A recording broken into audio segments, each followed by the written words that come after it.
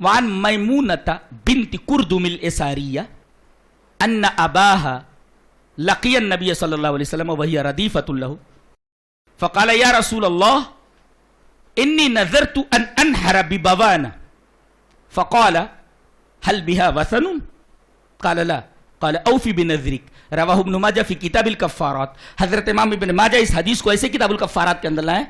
راویہ حضرت میمونہ بنت کردم یساریہ ہیں.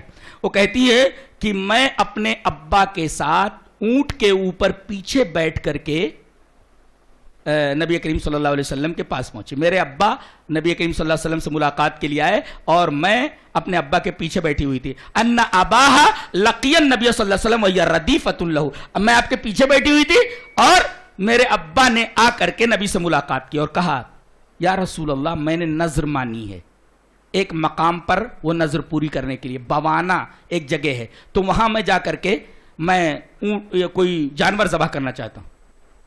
انی نظرت ان انحر ببوانا, میں نے نظر مانی ہے کہ مقام بوانا میں جا کر کے میں وہ اونٹ ذبح کروں. اچھا تو تم نے یہ نظر مانی ہے کہ بوانا کا جو مقام ہے وہاں جا کر کے تم اونٹ ذبح کرو گے. آپ نے پوچھا جس مقام پر جا کر کے تم یہ نظر پوری کرنی چاہے تو حل بہا وثن, کوئی بت ہے وہاں؟ بولے نہیں. کبھی بت تھا؟ بولے نہیں.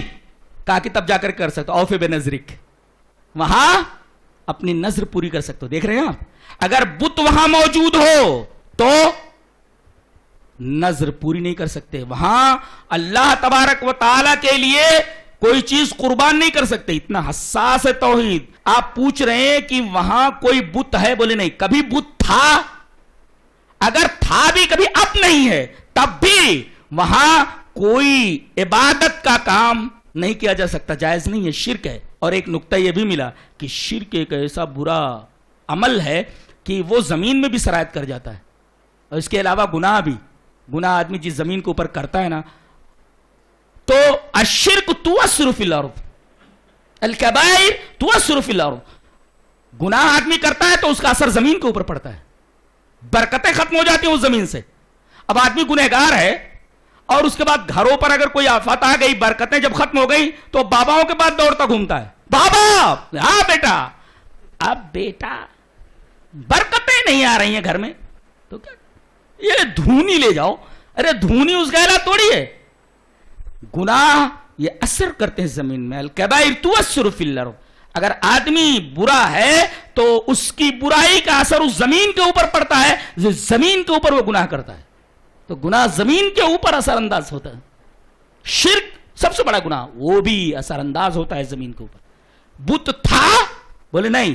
کہا کہ اگر بت ہوتا, اگرچہ اب نہیں ہے تو بھائی اجازت نہیں دیتا, لیکن پہلے بت نہیں تھا اب بھی نہیں ہے تو اوفی بنظرک, تو نظر پوری کرو. یہاں نظر سے مراد نیاز ہے. پتہ ہے چلا بزرگوں کی نیاز جائز نہیں ہے, اس لیے کہ نیاز عبادت ہے اور توحید کا تقاضا یہ کہ نیاز اور نظر صرف اللہ کے لیے ہو. بزرگوں کی نیاز جائز نہیں ہے.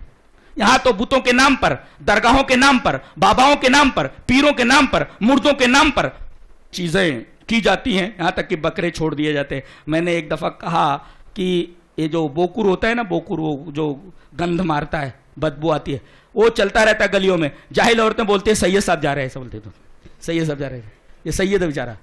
یہ چونکہ بابا کے نام پر منسوب ہے لہذا کہتے ہیں سید صاحب جا رہے ہیں.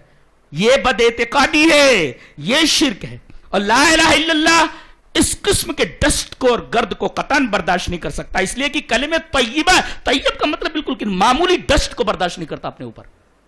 بتائیے وہاں کوئی بت تھا؟